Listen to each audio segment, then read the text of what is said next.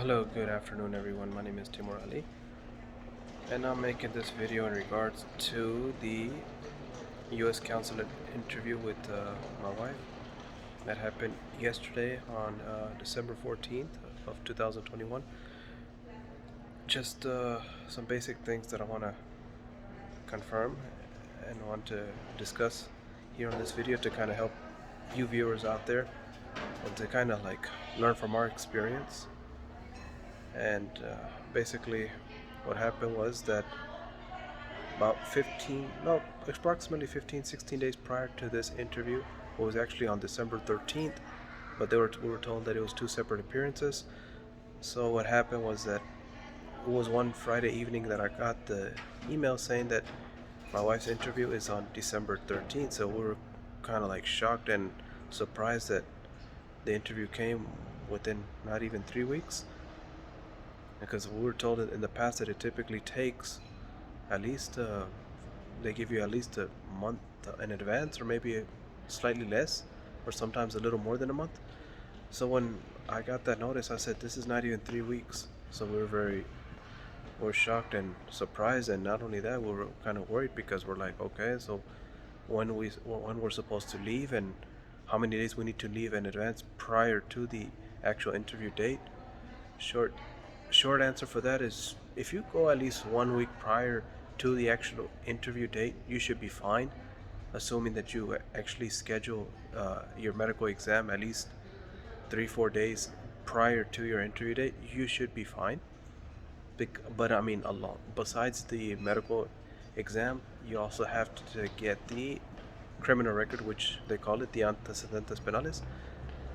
You need to get that, and not only that, plus they also make you go to a place called CAS, which is CAS, a place basically where they make you take the photographs and fingerprints. That's something that immigration and the embassy requires. I mean, that the CAS is a very fast process, but the medical exam, yeah, that's something you're gonna need a good amount of time for, because long story short, we were there like around, let's say, 8 o'clock, or I mean her appointment was at 9. We were there from like, let's say 8:30. We didn't get out till like after 2 o'clock or 2:30, something like that. It was a good portion of the day, so that you need to be mentally prepared that that's going to take a good portion of the day, because there's too many people going there all at once. And then about the place that where you have to go get the criminal record is called the Fiscalía General de la República. There's one here that is called Estado de Chihuahua. Go there because they'll give you the criminal report or criminal record within the same day. Because there's another one that it's called the federal level. They're gonna give you a hard time, and they're gonna say, oh, it's gonna take 10 days. So just go to the one that says Estado de Chihuahua, the state of Chihuahua. That's within the same day they'll give you it. And I mean, for that, they're gonna ask you for the original birth certificate, and not only that, they also ask you for like your passport and the place where you're staying. Like, suppose if you're staying at a hotel or any random place, you gotta provide them that address, and or at least show like a proof that you're staying, like a receipt or something, because they will ask you that. And then, oh, another thing, when you go over there to the Fiscalia for the criminal report, they will not accept American credit or debit cards. So you might want to have some Mexican pesos with you, because they will not accept American credit or debit cards. So FYI. And it's about 100 pesos, which is equivalent to $5. Well, at least right now, 20 pesos equals $1 at the moment. So it was about $5, so it's not that bad.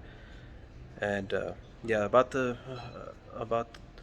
what I calculated, that how much it costed my wife's medical exam report, it was about $500. But no need to worry about that, because they do accept American credit and debit cards, so that's not an issue. And then about the fingerprint, they don't charge you, because supposedly it's already included in everything, all the fees that you originally paid for when you got your appointment and everything with the embassy. So that's no need to worry. And FYI, everything's very expensive here. Food, we made a calculation of how much the food actually costs here compared to how much it costs over there in Houston, Texas, where we originally live. It's way more expensive out here in Ciudad Juarez. So I don't know if you want to grab some snacks over there, wherever you come from, and put them in your luggage and bring them here, because food is not cheap out here. So that's another thing.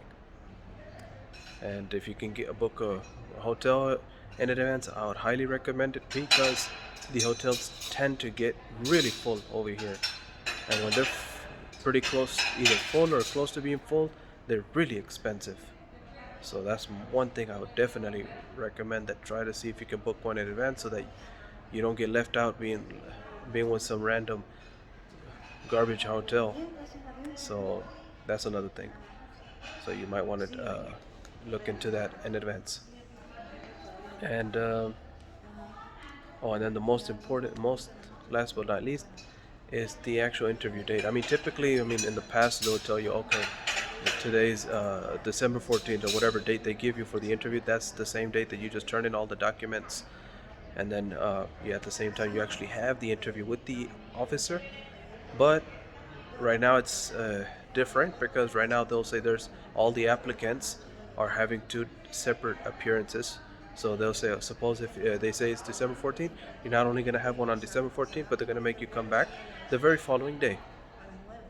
Another thing is, if you can get the original copies of, for example, your marriage certificate, your original copy of the birth certificate for you, your spouse, or whoever is petitioning for you, get that. Because I've seen some people that they've been really upset. They said, hey, everything's good, but the officer said, oh, it's got to be the original birth certificate, or original marriage certificate, or original this copy. And they've literally just said, hey, I can't approve you until you can provide me the original copies of the marriage certificate, not photocopies. They want original documents. So that's another thing. Have that prepared, because these people over here will give you a hard time. So that's what happened to some of these people that I had talked to. I overheard them talking whenever they came out of that embassy, and they were very upset that this one guy said, oh, everything's good, but the officer said, oh, you don't have your original marriage certificate, and you don't have your original divorce record, so I can't approve you right now. So until you have that, then I can approve you. So I've seen that kind of nonsense. So be prepared for that. If you can, get that as soon as you can, because these people over here will give you a hard time. And another thing is, have extra copies of everything. Suppose if they're asking for your taxes of the last, for example, 2020, 1918, keep an extra copy, because just in case the officer wants to be a hardball and say, oh, can you provide me the 2020 documents again, even though you already had provided him from the beginning, and you already had provided him from the prior day, just in case, just so that he don't give you a hard time and say, oh, well, I have to turn you away, oh, I can't approve you at the moment. And it's not cheap out here. So FYI. And then plus, who knows how long it'll take before they schedule you another appointment. So that's my advice. And then one of the most important things is how the interview process goes. That when you actually go there, there's people sitting all in one section, and you wait for your name to be called, and my wife, according to what she told me, you can actually hear through the microphone of the interviews being taken place of the individual persons with the officers, and then they make you lift your right hand up and say, hey, swear that you will tell the truth and nothing but the truth and only the truth. And they say, okay, yes, I promise that I'm going to tell the truth. Key is, only speak the truth. Make sure whatever, even though you might have like a criminal record from Mexico or from the US or wherever, or if you tried to cross the border and then you got caught, and you know that you got caught and they took your fingerprints, they know everything. Because the moment they catch you, or they took your fingerprints, they know that you tried to cross the border. There were some people that they were trying to play smart and say no, they never got caught, but they're like, hey, look, you're lying to us, because here we got your record with the fingerprints, and they show a photo record. Look, remember in such and such year you tried crossing. You remember that? And they're like, why'd you lie to me? He's like, sorry, you lied to me, so I cannot approve you. You have been denied. They will tell you that right at the moment. And a lot of times they'll either tell you at that moment when the interview is done that you're either approved or denied. So that's one thing to keep a heads up. And typically when they approve you at that moment, they'll say, hey, congratulations, you've been approved. They'll give you a green slip saying that you've been approved, and just wait for the visa to come in and with your passport in the mail, or the place that you selected for it to be mailed to, like for example DHL or whatever providers they had out here. So yeah, when my wife went, there was a guy that was being interviewed, the same officer that interviewed my wife. You know, he said, yeah, I promise I'm gonna tell the truth, because he made him swear by lifting up his right hand and say, yeah, he swears that he's gonna tell the truth and nothing but the truth. And then he was like, hey, look, so have you ever been arrested over there in the U.S.? Have you ever had any problems with the police or anything? He said, no, I never had any police. He's like, are you sure? He like, yeah, I'm sure. He like, I'm sorry, you are lying to me. He said, look at these records that I have, that you were arrested for DWI or this and that. He's like, I'm so sorry, I cannot approve you, I can't help you, you have been denied. And then he gives you a blue slip saying that you've been denied and what are your options. So whatever you have done wrong, even if it's the smallest thing or ticket or whatever, tell them the truth. Just tell them, yes, I've had a ticket. Or if they ask you, if they don't ask you, you don't need to mention. But key is that what my wife learned, that yeah, telling the truth. Because like for example, in my wife's case, yeah, in the past she did try to cross the border and she was caught, and they took her fingerprints and they held her in detention for just a couple hours, and then they let her go and they sent her back to Mexico. She wasn't deported, she was detained. So then the officer, when he called my wife, he asked her, he said, oh, lift up your right hand and swear to me that you're going to tell the truth. And she was like, yes, I promise I'm going to tell the truth. So she asked, okay, what's my name? Oh, like, what's your husband's name? Timur Ali. Or what's his date of birth? How old is he? And where is he from? He's born and raised in Houston, Texas. And that, oh, how is it possible that you have such a husband that has a weird name? He's like, oh, because his father's from Pakistan and his mom's from Mexico. He's like, oh yeah, I see that, I confirmed. It's here on the birth certificate, no problem. And then he also checks the waiver form, like, for crossing because there's a waiver form for people that had crossed the border illegally and entered the U.S. Yeah, so then he asks for that, and he confirms that, yeah, you do have that form and approval notice. And then he finally asked the question to my wife. He said, okay, tell me, was there ever a time that you tried crossing the border over here?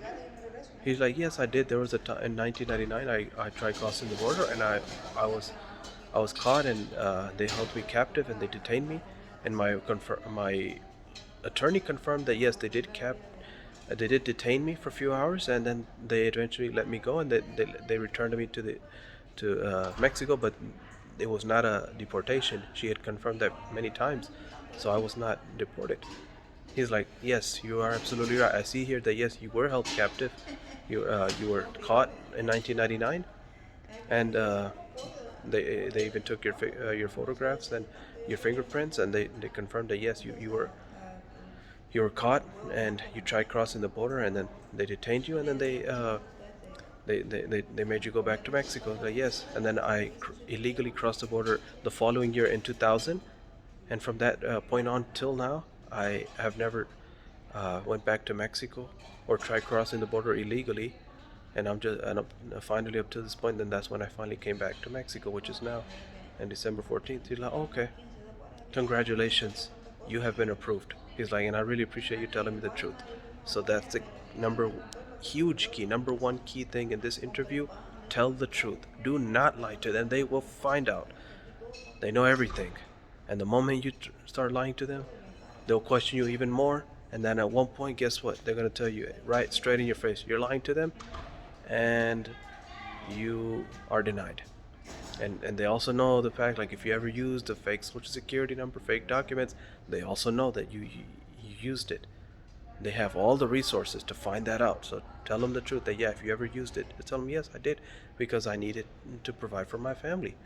They already know that many people illegally cross the border and then get fake documents and use that to work illegally in the US. So they already know that, so just tell them the truth. That's all they want to hear, is nothing but the truth. Alright?